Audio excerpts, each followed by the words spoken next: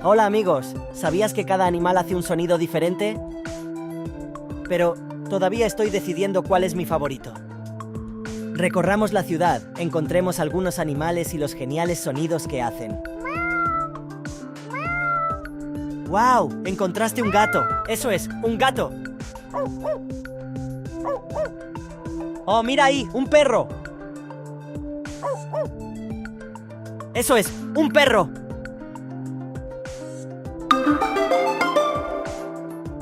Esto fue muy divertido. Deberíamos ir a diferentes lugares y encontrar todos los sonidos de animales en el mundo. Esperaré con ansias la próxima vez que nos encontremos. Adiós.